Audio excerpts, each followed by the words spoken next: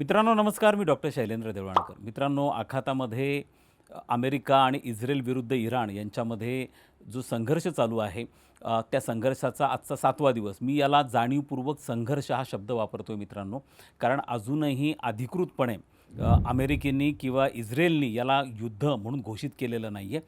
कारण याच्यामध्ये काही तांत्रिक मुद्दे आहेत. कारण याला जर युद्ध म्हणायचं असेल तर तो युद्ध घोषित करण्याचा अमेरिकेचा जो अधिकार आहे तो अमेरिकेच्या राष्ट्राध्यक्षांना नाही आहे, तो अमेरिकेच्या काँग्रेसला आहे. आणि त्यामुळे हा जो डोनाल्ड ट्रम्प यांच्याकडनं हा जो मिलिटरी इंटरव्हेन्शन झालेलं होतं इराणमध्ये सुरुवातीला गेल्या 5-6 दिवसांपूर्वी, ह्या मिलिटरी इंटरव्हेन्शनला काँग्रेसचं ॲथॉरायझेशन नव्हतं. अर्थात काही दिवसांपर्यंत अमेरिकन राष्ट्राध्यक्षांना अशा स्वरूपाचे इंटरव्हेन्शनचे अधिकार आहेत, पण ऑफिशियली वॉर डिक्लेअर करणं जे आहे किंवा एखादं युद्ध थांबवणं असेल, तह करणं असेल, करार करणं असेल, अमेरिकेच्या राज्यघटनेनुसार हा अमेरिकेच्या काँग्रेसचा अधिकार आहे. त्यामुळे मी जाणीवपूर्वक यासाठी संघर्ष हा शब्द वापरलेला आहे. ऑफिशियल वॉर हे याच्यामध्ये डिक्लेअर केलं गेलं नाही. याच्यात आणखीनही काही तांत्रिक रेफरन्सेस माझ्या व्हिडिओमध्ये नंतर येणार आहेत, तुम्हाला त्याची कल्पना येईलच. या संघर्षाचा आजचा 7वा दिवस होता. या संघर्षाची व्याप्ती प्रत्येक दिवशी ही वाढत जाते आहे आणि ज्यामुळे हा संघर्ष साधारणतः सुरुवातीला काही दिवस चालेल असं वाटत होतं. खुद्द अमेरिकेचे राष्ट्राध्यक्ष डोनाल्ड ट्रम्प यांनी सांगितलं की हा संघर्ष आता 1 महिनापर्यंत चालू शकतो.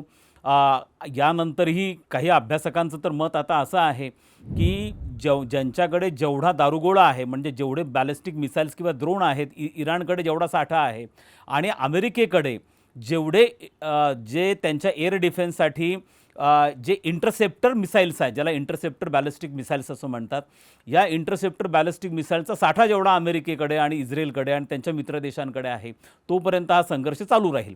म्हणजे ज्याच्याकडचा साठा पहिले संपेल तो तडजोडीला तयार होईल, अशा पद्धतीचं वातावरण थोडक्यात आहे. खरं तर हा जो संघर्ष आहे याला कोणत्याही प्रकारचा एक्झिट प्लॅन अजिबात नाही आहे. हा कोणत्या दिशेने जातो आहे हेही देखील कळायला मार्ग नाही आहे. हा संघर्ष आता केवळ ह्या 3 देशांपुरता मर्यादित राहिला नाही आहे. याच्यात आखातातले जवळपास 12-13 देश इन्व्हॉल्व झालेले आहेत. त्यांच्यावरती इराणकडनं अटॅक सुरू आहे. सगळ्यात महत्त्वाचं म्हणजे आता आखाताच्या बाहेर पण याची व्याप्ती वाढताना दिसते आहे. विशेष म्हणजे काल अझरबैजानमध्ये इराणकडनं एक अटॅक झाला अशा प्रकारचा आरोप केला जातो. अर्थात याच्यामध्ये एक महत्त्वाची बाब आहे की इव्हन सौदी अरेबियाची आरामको, जी सगळ्यात मोठी त्यांची ऑइल रिफायनरी आहे, त्याच्यावरती जो ड्रोन अटॅक झाला, तो अटॅक खरंच इराणकडनं झाला होता का याविषयी साशंकता आता व्यक्त केली जाते. सायप्रसमध्ये इंग्लंडचा जो एअरबेस आहे त्याच्यावरती जो अटॅक झाला तो खरंच इराणकडनं झालेला होता का याविषयी देखील उलटसुलट चर्चा आता व्हायला लागलेल्या आहेत. यामधले काही थेरीज फार वेगळ्या पद्धतीने आहेत आणि पण युद्धाचा काळ असल्यामुळे किंवा संघर्षाचा काळ असल्यामुळे अशा प्रकारच्या इन्फॉर्मेशन वॉरफेअर हे चालू असतं. त्यामुळे याची व्याप्ती आता अझरबैजान आणि इव्हन तुर्कस्तानमधल्या देखील नॅटोच्या एका बेसवरती देखील अटॅक करण्यात आलेला आहे. म्हणजे अझरबैजान, तुर्कस्तान, सायप्रस, ओमानपर्यंत जाऊन आता हा हिंदी महासागरापर्यंत येऊन थांबलेला आहे. काही म्हणजे नुकतंच 2 दिवसांपूर्वी इराणचं जी एक युद्धनौका होती, खरं ती नॉन कॉम्बॅटंट म्हणतात, म्हणजे ती युद्धावरती तैनात केलेली नव्हती, तर एक ट्रेनिंगसाठी साधारणतः ती आलेली विशाखापट्टणममध्ये भारतामध्ये ट्रेनिंगसाठी आलेली एक त्यांची युद्धनौका होती. आणि अर्थात ते ट्रेनिंग 25 फेब्रुवारीला संपलेलं होतं आणि त्यांच्या परतीचा जो प्रवास होता त्या परतीच्या प्रवासामध्ये साधारणतः 7 ते 8 दिवसानंतर अमेरिकेच्या जे न्यूक्लिअर सबमरीन्स आहेत अमेरिकेचे, त्यांनी त्याला बुडवली त्या युद्धनौकेला. अर्थात अमेरिकेने दुसऱ्या महायुद्धामध्ये असा प्रकार केलेला होता. दुसऱ्या महायुद्धानंतर म्हणजे 1945 नंतर पहिल्यांदा अमेरिकेच्या न्यूक्लिअर सबमरीननी अशा पद्धतीने एखादी प्रतिपक्षाची म्हणा किंवा शत्रू पक्षाची एखादं जर युद्ध जहाज असेल ते बुडवण्याचा, आणि ते पण न्यूक्लिअर सबमरीन वापरून बुडवल्याचा हा पहिल्यांदाच प्रकार घडलेला आहे. त्यामुळे ते हिंदी महासागर म्हणजे अगदी भारताच्या बॅकयार्डपर्यंत आला. अर्थात प्रत्येक देशाची एक सागरी सीमारेषा असते, त्याला 200 नॉटिकल माइल्स ही प्रत्येक देशाची सागरी सीमा असते. हा आपल्या सागरी सीमेमध्ये प्रकार घडला नव्हता. हा श्रीलंकेच्या सागरी सीमेमध्ये असेल, पण तरी देखील ज्याला आपण असं म्हणू शकतो की हिंदी महासागरापर्यंत आता हा संघर्ष जो आहे तो स्ट्रेच झालेला होता. दुसरं त्याचा उल्लेख मी मागे माझ्या 2-3 व्हिडिओजमध्ये पण केलेला आहे की स्ट्रेट ऑफ हार्मुज जे आहे की ज्याला बॅकबोन मानलं जातं ऑइल सप्लाय चेनचं, ही ऑइल सप्लाय चेन जी प्रामुख्याने आखातामधनं म्हणजे ओपेक देश जे ऑइल प्रोड्यूस करतात ते प्रामुख्याने स्ट्रेट ऑफ हार्मुजच्या माध्यमातून, म्हणजेच मग ते गल्फ ऑफ ओमान असेल किंवा पर्शियन गल्फ असेल याच्या माध्यमातून अरेबियन ओशन, हिंदी महासागर असं करत करत ते अगदी जपानपर्यंत जाऊन ते तेल पोहोचतं. त्यामुळे ही supply chain strait of Hormuz जे आहे ते बंद पडल्यामुळे ही सप्लाय चेन जी आहे ती डिस्टर्ब झालेली आहे. अर्थात स्ट्रेट ऑफ हार्मुज बंद पडलं आहे याच्या संदर्भामध्ये देखील तुम्हाला काही माहिती देणं गरजेचं आहे. याला ऑफिशियली इराणकडनं क्लोज केलं गेलेलं नाही आहे. अर्थात याला कोणीच ऑफिशियली क्लोज केलेलं नाही आहे. इराणकडनं तसा निर्णय होणं थोडंसं अवघड आहे, कारण इराणचा देखील ऑइलची जी निर्यात आहे ती प्रामुख्याने स्ट्रेट ऑफ हार्मुजमधनं होत असते. त्यामुळे याच्या मागचं एक इंटरप्रिटेशन असं आहे की ह्या सगळे जे ऑइल टँकर्स आहेत, ऑइल शिप्स आहेत, जे प्रामुख्याने स्ट्रेट ऑफ हार्मुज जी 32 किलोमीटरची एक अशा स्वरूपाची एक स्ट्रेच आहे, तिचा रुंदी आहे, अशा प्रकारची निमुळता जो समुद्राचा एक भाग आहे, तर त्याच्यामध्ये प्रामुख्याने हे जे ऑइल टँकर्स किंवा ऑइल शिप्स असतात यांचा इन्शुरन्स काढला जातो. आणि हा इन्शुरन्स काढणाऱ्या ज्या कंपन्या आहेत या कंपन्यांनी आता ऑइल टँकरचा इन्शुरन्स काढणं बंद केलेलं आहे. ह्या ज्या इन्शुरन्स कंपन्या, बहुसंख्य इन्शुरन्स कंपन्या अमेरिकन किंवा युरोपियन कंपन्या आहेत या, आणि त्यांनी इन्शुरन्स काढायला नकार दिला आहे कारण रिस्क फॅक्टर आहे. त्यामुळे ते इन्शुरन्स काढत नसल्यामुळे प्रामुख्याने तिथं सध्या जी तेलाची वाहतूक तिथनं होती ती बऱ्यापैकी ठप्प झालेली आहे. आणि त्यामुळे स्ट्रेट ऑफ हार्मुज गेल्या एक साधारणतः 3 ते 4 टँकर्स त्या ठिकाणी आहेत. म्हणजे एक असं म्हणतात की एक 20 लाख बॅरल्स चं जे टँकर्स आहेत किंवा 20 लाख बॅरलचं लोड असणारे काही टँकर्स आहेत जे त्या ठिकाणी अजून अडकून पडलेले आहेत. मात्र इन्शुरन्स कंपन्या त्यासाठी तयार नसल्यामुळे प्रामुख्याने हा जो भाग आहे तिथनं कोणत्या प्रकारची वाहतूक व्हायला तयार नाही आहे. अर्थात त्याच्यामुळे काही शॉक वेव्ज आणि पॅनिक वेव्ज या संपूर्ण आशिया खंडामध्ये आलेत. हार्मुजमधनं सगळ्यात जास्त तेल आयात करणारा देश हा चायना आहे. चायनाच्या पाठोपाठ भारत आहे, त्यानंतर जपान आहे, त्यानंतर दक्षिण कोरिया ही मोठी देश आहेत की जे स्ट्रेट ऑफ हार्मुजमधनं आपलं ऑइल घेतात. आपण याचा उल्लेख मागच्या व्हिडिओत केला आहे की भारताचं 40% ऑइल ऑलमोस्ट आपण स्ट्रेट ऑफ हार्मुजमधनं आणि विशेष करून कतारकडनं आपण जे LNG घेतो ते LNG प्रामुख्याने स्ट्रेट ऑफ हार्मुजमधनं आपल्याकडे येतं. आणि त्यामुळे हाही एक चर्चेचा मुद्दा आला की आपला त्याच्यासाठी बॅकअप प्लॅन काय असेल, आपल्याकडचा एकूण स्टॉकपाईल किती आहे ऑइलचा वगैरे, याच्या संदर्भातला पण उल्लेख मी मागच्या व्हिडिओत केला होता. सांगायचा मुद्दा असा आहे की आता ह्या संघर्षाची व्याप्ती सातत्याने वाढायला लागलेली आहे. म्हणजे ज्या इराणकडनं तिथले त्यांचे धार्मिक नेते आयातुल्ला खामेनी हे मारल्या गेल्यानंतर त्या ठिकाणी तात्काळ रेजिम चेंज होईल अशा प्रकारचं इंटरप्रिटेशन प्रामुख्याने वेस्टर्न मीडियाकडनं जे केलं गेलं होतं तसं काही घडताना दिसत नाही आहे. उलट इराणकडनं प्रचंड ताकदीने त्यांचे ड्रोन अटॅक आणि बॅलिस्टिक मिसाईलचे अटॅक्स आता व्हायला लागलेत. विशेष म्हणजे इराणचे जे ड्रोन्स आहेत ते त्यांनी कालच कुवेतमधली अमेरिकेची एक एअर डिफेन्स सिस्टम आहे आणि त्यासाठी जे रडार वापरलं जातं ते रडारची किंमत $1 अब्ज एवढी आहे, $1 बिलियन.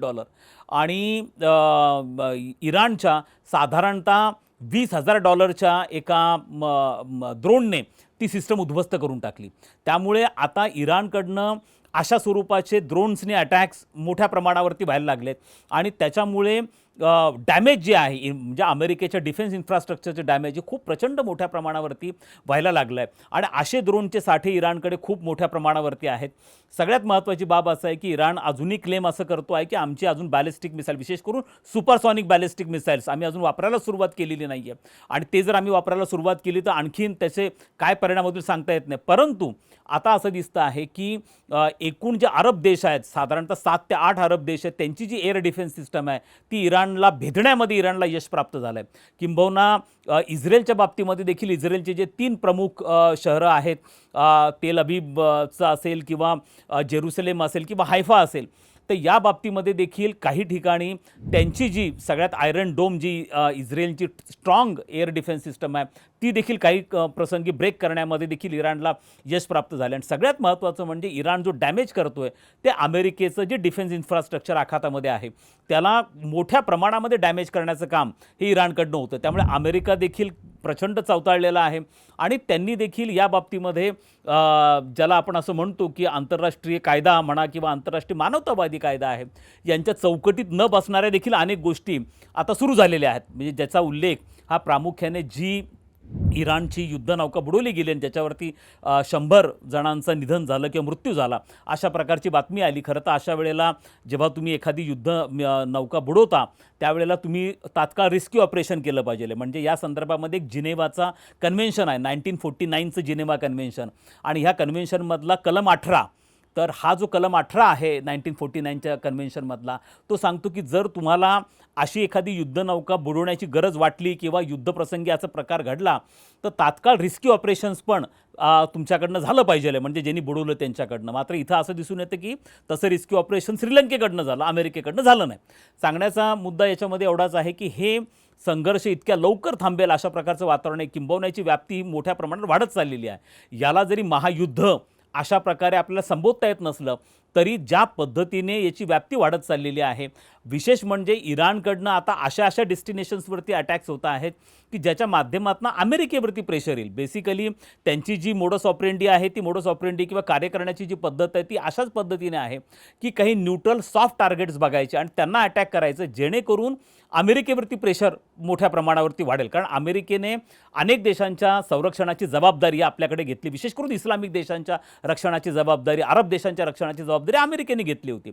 आणि आता त्या देशांमध्ये एक प्रकारचा इनसिक्युरिटीची फिलिंग आहे, थोडासा असंतोष पण आहे. आणि ते असं म्हणतात की इस्रायलला एअर डिफेन्स सिस्टम आहे, अमेरिकेला एअर डिफेन्स सिस्टम आहे, आम्हाला मात्र एवढी स्ट्रॉंग एअर डिफेन्स सिस्टम नाही आहे. त्यामुळे आम्ही इराणच्या अनेक ड्रोन अटॅकला, बॅलिस्टिक मिसाईलच्या अटॅक्सला नुकसान आमच्या देशांचं व्हायला लागलं आहे. आणि त्याच्यामुळे टुरिझमवरती परिणाम मोठ्या प्रमाणावरती झाला आहे. आणि सगळ्यात महत्त्वाचं म्हणजे ह्या सगळ्या देशांचा जो कणा आहे पूर्णपणे अर्थव्यवस्थेचा, तो म्हणजे तेलाचा व्यापार आहे. आणि त्या तेलाच्या व्यापारावरती आता प्रामुख्याने दबाव हा यायला सुरुवात झाली आहे. ह्या सगळ्या परिस्थितीमध्ये जो मूळ मुद्दा आहे की ज्याच्यामुळे एकूणच जागतिक अर्थकारणावरती परिणाम होणार आहे, तो आहे एनर्जी सिक्युरिटीचा प्रश्न. आणि हा एनर्जी सिक्युरिटीचा प्रश्न यासाठी आहे की कोविडच्या महामारीनंतर आपण असं पाहतो की एकूणच जागतिक विकासाचा जो वेग आहे तो अत्यंत मंदावलेला आहे. त्याच्यामध्ये भर पडली रशिया युक्रेन संघर्षाची, आणि त्यामुळे युरोपियन देशांच्या अर्थव्यवस्थांचा म्हणजे त्यांचा एकूण GDP ग्रोथ रेट हा देखील कमालीचा मंदावलेला आहे. साधारणतः कोणताही देश, आता भारत जर सोडला तर एकही देश असा नाही की ज्याचा GDP ग्रोथ रेट हा 4% प्लस आहे. आणि त्यामुळे इंडस्ट्रियल ग्रोथ असेल, इव्हन चायनाचं सुद्धा रिअल इस्टेट सेक्टर हे कोलमडलेलं आहे. अशा असंख्य पार्ट असताना मेन आता पुन्हा लागलेलं आहे की जर हा संघर्ष आणखीन स्ट्रेस झाला आणि स्टेट ऑफ हार्मुज सध्या जे बंद झालं आहे, अनऑफिशियली का होईना बंद झालं आहे, आणि तिथनं ऑइल ट्रान्सपोर्टेशन बंद झालं आहे, हे जर पुढचे काही महिने चाललं, म्हणजे साधारणतः अमेरिकेला म्हणजे डोनाल्ड ट्रम्पना वाटते की 4 आठवड्यापर्यंत स्ट्रेच होईल. आणि ते आज खुद्द असं म्हणाले की आता सध्या तेलाच्या किमती वाढत आहेत, पण ते एकदा संघर्ष थांबला की तेलाच्या किमती परत कमी होतील. आता हा संघर्ष सुरू होऊन मित्रांनो फक्त 7च दिवस झाले, आणि 7 दिवसांमध्ये ब्रेंट क्रूड ऑइल जे आहे, जे प्रामुख्याने आखातामधनं भारत विकत घेतो, या ब्रेंट क्रूड ऑइलच्या किमतीमध्ये 15% वाढ झालेली आहे. म्हणजे साधारणतः जेव्हा हा संघर्ष सुरू झाला तेव्हा ब्रेंट क्रूड ऑइलची किंमत जागतिक बाजारपेठेमध्ये $72 प्रति बॅरल होती, ती आता $83 पर्यंत गेली आहे. आणि आता ती अजून वाढण्याची शक्यता आहे. आता शक्यता अशी की ती $100 पर्यंत जाऊ शकते. आणि जर ती $100 पर्यंत गेली तर मात्र खूप भयानक परिणाम ह्या सगळ्या गोष्टींचे होऊ शकतात.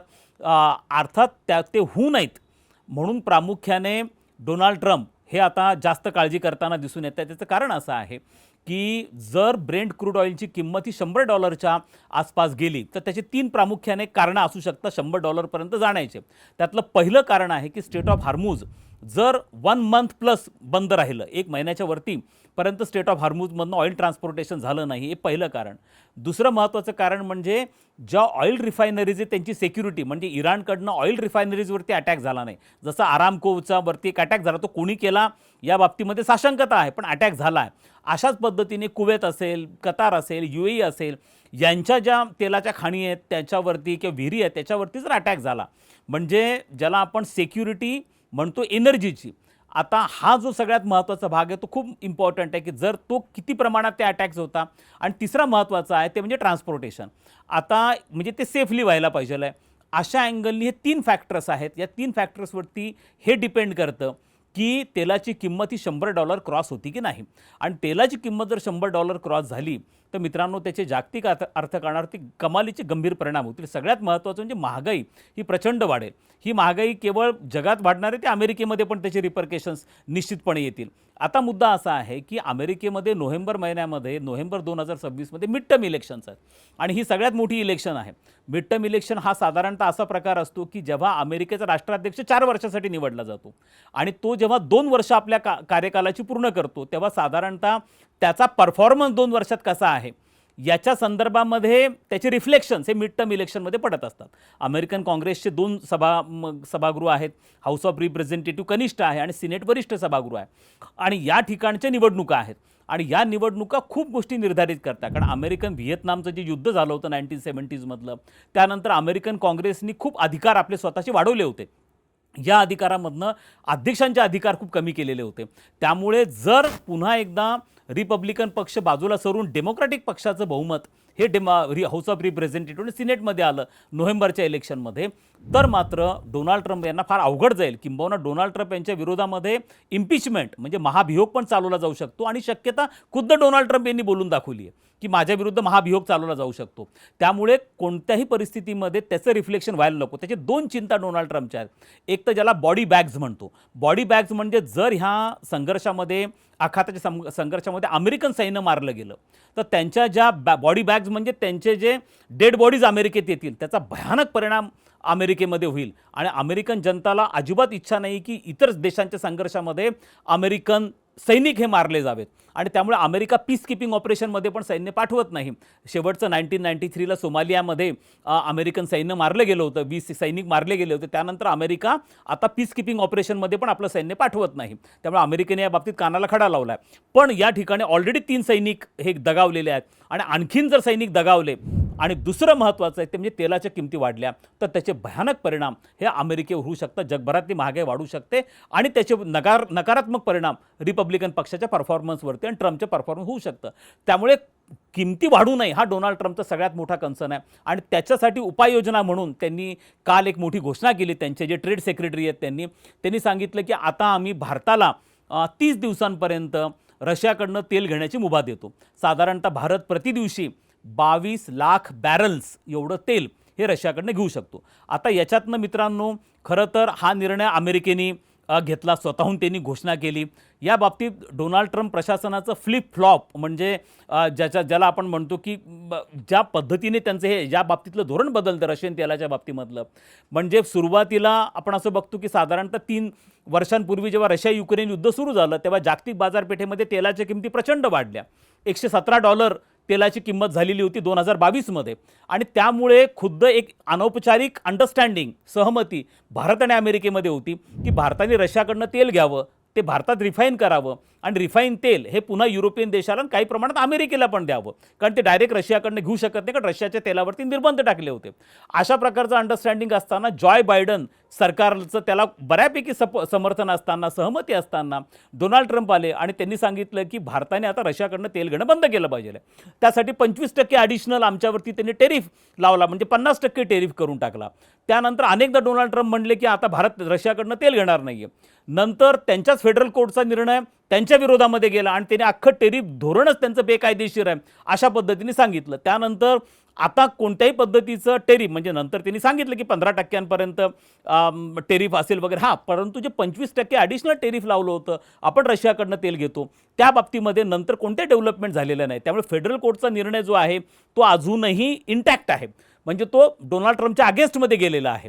त्यामुळे आता अमेरिकेकडनं ऑन पेपर तरी असं कोणते दर आपल्यावरती अशा प्रकारचं बंधन नाही आहे की आपण ते रशियाकडनं घ्यायचं की नाही. पहिली गोष्ट म्हणजे हे अमेरिका ठरवू शकत नाही. आमच्या देशाचं परराष्ट्र धोरण हे भारताच्या नागरिकांच्या इच्छा आकांक्षांवरती आधारलेलं आहे. आमच्या भारतीयांची काय इच्छा आकांक्षा आहे ते आमच्या परराष्ट्र धोरणातून रिफ्लेक्ट होणार आहे. त्यामुळे अमेरिका काय म्हणतो यापेक्षा आमच्या नागरिकांची इच्छाशक्ती काय आहे, आमच्या भारताचे हितसंबंध काय आहेत हे आमच्यासाठी मॅटर करतं.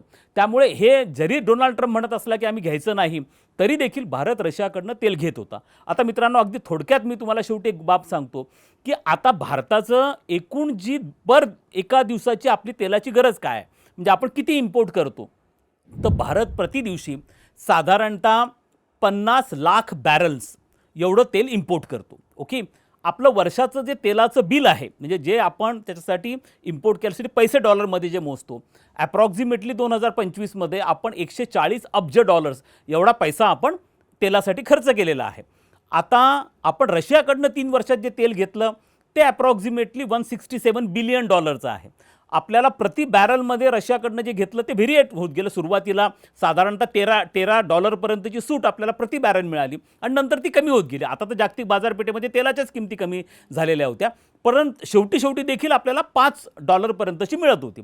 दरम्यानच्या काळामध्ये 2 रशियन कंपन्या ज्यांच्याकडनं आपण तेल घेतो, विशेष करून रिलायन्स कंपनी ज्यांच्याकडनं तेल घेते, एक ल्युकॉईल आहे आणि एक रॉझेनेट आहे. ह्या दोन्ही कंपन्यांवरती अमेरिकेने निर्बंध टाकले. त्यामुळे रिलायन्स कंपनीला त्यांच्याबरोबर जे एक्झिस्टिंग कॉन्ट्रॅक्ट होते ते पूर्ण करण्याच्या नंतर कॉन्ट्रॅक्ट देण्याच्या संदर्भामध्ये विचार चाललेला होता. तरी देखील आपण मागच्या महिन्यामध्ये रशियाकडनं 11 लाख बॅरल्स एवढं प्रति दिवशीचं तेल घेत होतो. 11 लाख बॅरल म्हणजे 1.1 मिलियन बॅरल्स हे आपण प्रति दिवशी रशियाकडनं घेत होतो. आता डोनाल्ड ट्रम्प असं म्हणतात की आपण 22 लाखपर्यंत घेऊ शकतो.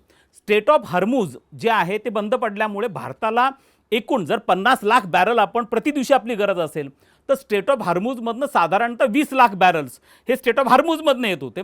आता ते असं म्हणतात की तुम्ही रशियाकडनं ते घेऊ शकतात आणि 22 लाख बॅरल पर डे पर्यंत आपण रशियाकडनं ते घेऊ शकतो असं डोनाल्ड ट्रम्प यांचं म्हणणं आहे. अर्थात याच्यामध्ये एक आणखीन आहे की अनेक टँकर्स हे आता भारताच्या समुद्र जी आपली सागरी सीमा आहे त्याच्या आसपास आहेत आणि जे टँकर्स रशियामधनं आलेले आहेत ते सुद्धा आपल्याला घेता येण्यासारखे आहेत या केसमध्ये. तसं आपल्याला कोणत्याही प्रकारची पॅनिक सिच्युएशन नाही आहे, कारण आपण साधारणतः माझ्या मागच्या व्हिडिओत पण सांगितलं 100 मिलियन बॅरल्स हा आपला सध्याचा स्टॉक पाईल आहे आणि साधारणतः 2-2.25 महिन्यांपर्यंत आपल्याला ॲब्सोल्युटली कसल्या प्रकारची चिंता नाही आहे. दरम्यानच्या काळामध्ये आपण डायव्हर्सिफिकेशन सुरू करून आफ्रिकेकडनं, लॅटिन अमेरिका, व्हेनेझुएलाकडनं आपण घेत होतो आणि माझ्या मागच्या व्हिडिओत मी सांगितलं होतं की आपण भारत परत एकदा रशियाकडनं तेल घेऊ शकतो. आणि दरम्यानच्या काळामध्ये कदाचित ट्रम्प प्रशासनाला हे माहिती असेल की आम्ही काही जरी म्हटलं तरी भारत हा आपल्या नॅशनल इंटरेस्टनुसार वागणारा असल्यामुळे तो रशियाकडनं तेल घेणारच आहे.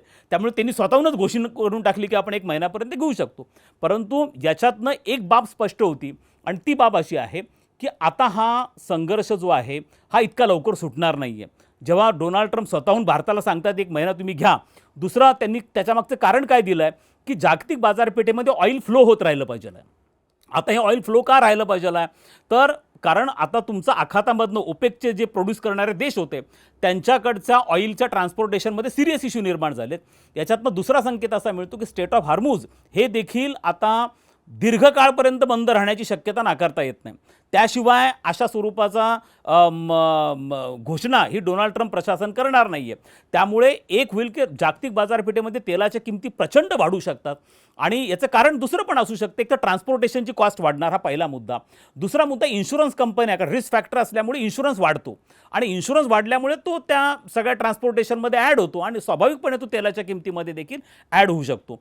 त्यामुळे हा फॅक्टर 2 महत्त्वाचे आहेत. एक तर हा संघर्ष आणखीन काळ चालेल आणि दुसरं स्ट्रेट ऑफ हॉर्मुझ इतक्या लवकर ओपन होण्याची शक्यता नाही आहे. आणि ह्या सगळ्या गोष्टींमुळे डोनाल्ड ट्रम्प यांनी अशा स्वरूपाची घोषणा केली आहे.